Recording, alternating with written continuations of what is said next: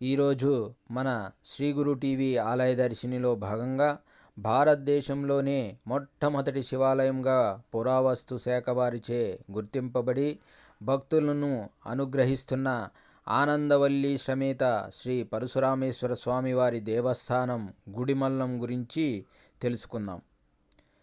ఈ గుడికి ఎలా చేరుకోవాలి, ఎక్కడ ఉంది, దీని స్థల పురాణం ఏంటి మొదలైన విశేషాలను గుడికి వెళుతూ దారిలో చెప్పుకుందాం. ఈ గుడి ఆంధ్రప్రదేశ్ రాష్ట్రంలోనే కలియుగ ప్రత్యక్ష దైవం శ్రీ వెంకటేశ్వర స్వామివారు కొలువై ఉన్న తిరుపతి నగరానికి సుమారుగా 20 కిలోమీటర్ల దూరంలో ఏర్పేడు మండలం గుడిమల్లం అనే గ్రామంలో ఉంది. తిరుపతి బస్టాండ్ నుంచి బస్సు సౌకర్యం కలదు. కాకపోతే విరివిగా బస్సులు ఉండవు. జీబులు, షేర్ ఆటోలు ఉంటాయి. సొంత వాహనంలో వెళితే సౌకర్యంగా ఉంటుంది. తిరుపతి నుండి బయలుదేరి గాజులమన్యం సర్కిల్కి చేరుకొని పాపానాయుడుపేట మీదుగా గుడిమల్లం చేరుకోవచ్చు. గాజులమన్యం సర్కిల్ నుంచి గుడిమల్లం గుడికి వెళ్ళే రోడ్డు మార్గం చాలా చిన్నదిగా ఉంటుంది. జాగ్రత్తగా వెళ్ళాలి. గుడిమల్లం చాలా చిన్న గ్రామం. గుడిమల్లంలో గుడి పల్లంలో అంటే లోతులో ఉంటుంది. అందుకని దీనికి పూర్వం గుడిపల్లం అనేవారు. అది కాలక్రమేణా గుడిమల్లంగా రూపాంతరం చెందింది. మొత్తానికి మనము గుడిమల్లం చేరుకున్నాము. మనము ఇప్పుడు పరశురామేశ్వర క్షేత్రాన్ని చూద్దాం. ఈ ఆలయంలో నేరుగా లోపలికి వెళితే ఎడమవైపున ఒక దారి, కుడివైపున ఒక దారి ఉంటాయి. ఎడమవైపు దారిలో నుంచి వెళితే వల్లి దేవసేన సమేత శ్రీ సుబ్రహ్మణ్యేశ్వర స్వామివారు, ఆనందవల్లి అమ్మవారు అనగా పార్వతీదేవి రూపంలో ఉన్న ఆనందవల్లి అమ్మవారు, సూర్యభగవాను దర్శించుకొని తర్వాత ధ్వజస్తంభం వస్తుంది. ఆ ధ్వజస్తంభం నుంచి నేరుగా లోపలికి వెళ్ళి పరశురామేశ్వరిని దర్శించుకోవచ్చు. లేదా మనం కుడివైపున వెళ్తే మహాద్వారం ఉంటుంది. అక్కడ పక్కనే విఘ్నేశ్వరుడు ఉంటారు. ఆయన దర్శించుకొని నేరుగా లోపలికి వెళ్ళి పరశురామేశ్వర క్షేత్రాన్ని చూడవచ్చు.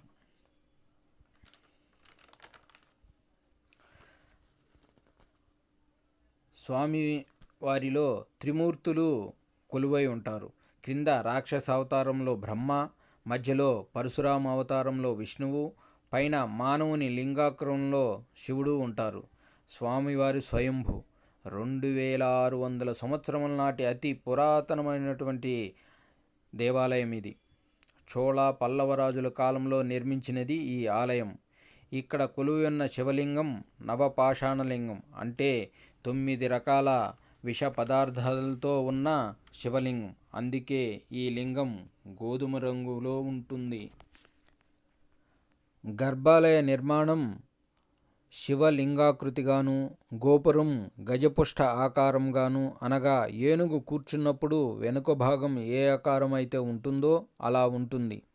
అలాగే ఇక్కడ ఉన్న మరొక విశేషం ఏంటి అంటే 60 సంవత్సరములకు ఒకసారి స్వర్ణముఖి నదీ జలము భూగర్భము నుండి వచ్చి స్వామివారికి అభిషేకం చేసుకొని వెళుతుంది.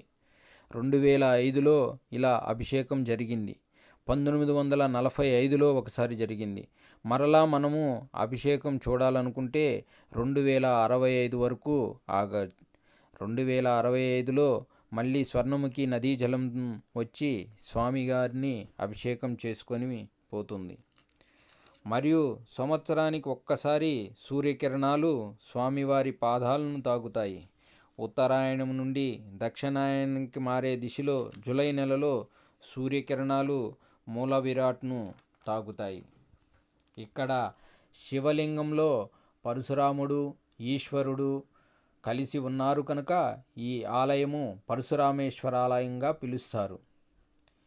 ఆ పేరు స్వామికి ఎలా వచ్చింది అంటే పూర్వము పరశురాముడు తన తల్లిని చంపిన తర్వాత స్త్రీ హత్య, మాతృహత్య, పాప విమోచన కొరకు తండ్రి అయిన జమదగ్ని మహర్షిని అడుగగా ఆయన ఇలా చెప్తారు: అరణ్యంలో పురుషలింగాకృతిలో ఈశ్వరుడు ఆరుబయట ఉన్నారు. వెళ్ళి స్వామివారికి నిత్యము 15 సంవత్సరాలు అర్చన, అభిషేకం చేస్తే స్వామివారు ప్రత్యక్షమై నీకు పాప విమోచనం జరుగుతుంది అని జమదగ్ని మహర్షి పరశురాముడికి చెప్పగా, పరశురాముడు రోజు స్వర్ణముఖి నదిలో స్నానం చేసి అర్చన అభిషేకం నిర్వహించేవారు. దీనికి తూర్పు భాగంలో ఒక కొలను ఉంది. దానినే చిత్రాల కొలను అని పిలుస్తారు. అది ఇప్పటికీ కూడా ఉంది. కొలను మొత్తంలో రోజుకి ఒక్క తామర పువ్వు మాత్రమే పూసేది. దానితో పరశురాముడు రోజు స్వామివారికి అర్చన చేసేవారు. ఈ లింగం ఆరుబయట ఉండటం వలన దానికి కాపలాగా తనకు కనపడిన ఒక రాక్షసుణ్ణి నియమిస్తాడు. ఆ రాక్షసుడు పూర్వజన్మలో బ్రహ్మ శాపగ్రస్తుడైనందువలన రాక్షసుడుగా అవతరిస్తారు. ఒకరోజు పరశురాముడు రావటం ఆలస్యమయ్యేసరికి ఆ రాక్షసుడు స్వామివారికి అర్చన అభిషేకం చేశాడు. అందుకు ఆ తర్వాత వచ్చిన పరశురాముడు స్వామికి అభిషేకం అర్చన జరిగి ఉండటం చూసి, నేను చేయవలసిన విధులు నువ్వు చేస్తావా అని కోపం చెంది 14 సంవత్సరములు ఆ రాక్షసునితో భీకర యుద్ధం చేస్తాడు.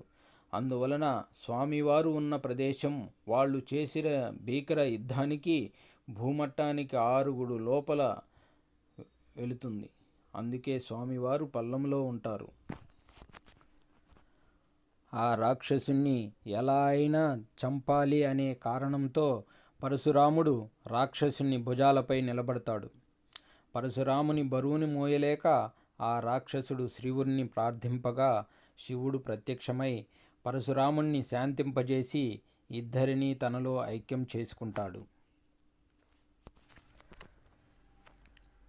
దానికి గుర్తుగా క్రింద యక్షబ్రహ్మ మధ్యలో పరశురాముడు, పైన లింగాకృతిలో ఈశ్వరుడు. అందుకే స్వామివారికి పరశురామేశ్వరుడు అని నామధేయం. ఇంకొక విశేషం ఏంటంటే, స్వామివారి శివలింగం ఏ ఆకృతిలో ఉంటుందో ఈ దేవాలయం మొత్తం కూడా అదే ఆకృతిలో ఉండటం విశేషం. ఇక్కడ మనకు ప్రతినిత్యం అభిషేకాలు, అలంకరణ జరుగుతూ ఉంటాయి. ఇక్కడ ముఖ్యంగా స్త్రీలకు సంబంధించి, అంటే పరశురాముడు పురుష లింగాకృతిలో ఉన్నారు కనుక సంతానం లేని వారికి సంతానం, వివాహం కాని వారికి వివాహాలు జరుగుతూ ఉంటాయి స్వామివారి కటాక్షంతో. పురుష లింగాకార రూపంలో ఉన్న ఏకైక శివలింగం. ఇలాంటి స్వామివారు యొక్క శివలింగం భారతదేశంలో ఇంకెక్కడా లేదు. మానవులి పాపాలను తొలగించి కోరిన కోరికలను తీర్చేటటువంటి ఆలయముగా పేరొందటం చేత వివిధ రాష్ట్రాల నుంచి భక్తులు విచ్చేసి స్వామివారి కృపకు పాత్రులగుచున్నారు. సాక్షాత్తు బ్రహ్మకు పరశురాముని పాపాలను తొలగించి తనలో ఐక్యం చేసుకున్నటువంటి పుణ్యక్షేత్రం ఇది. ప్రతి సోమవారం ఉదయం 7:30 నుంచి 9 గంటల వరకు రాహుకాలంలో స్వామివారికి అభిషేకం జరుగుతుంది. అభిషేకం టికెట్ వెల 1000 రూపాయలు. అలాగే శ్రీ ఆనందవల్లి అంటే పార్వతీ అమ్మవారికి ప్రతి శుక్రవారం ఉదయం 8 గంటల నుండి 9 గంటల వరకు అభిషేకం మరియు 10 గంటల నుండి 11 గంటల వరకు విశేష కుంకుమార్చన జరుగుతుంది. టికెట్ ధర 20 రూపాయలు మాత్రమే. ఇది ఈరోజు శ్రీ గురు టీవీ ఆలయ దర్శినిలో శ్రీ గుడిమల్లం దేవస్థానం గురించి. మరొక రోజు మరొక ఆలయ విశేషాలతో మీ ముందుకి వస్తుంది శ్రీ గురు టీవీ. ఇంతవరకు మీరు మన ఛానల్ని ఫస్ట్ టైం చూస్తున్నట్లయితే మీకు నచ్చితే లైక్ చేయండి, షేర్ చేయండి, సబ్స్క్రైబ్ చేసుకోండి. ధన్యవాదములు.